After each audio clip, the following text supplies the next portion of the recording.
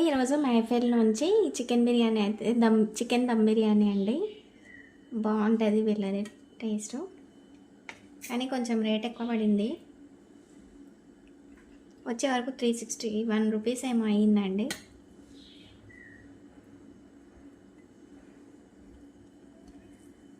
Quantity బాగా ఇచ్చారు.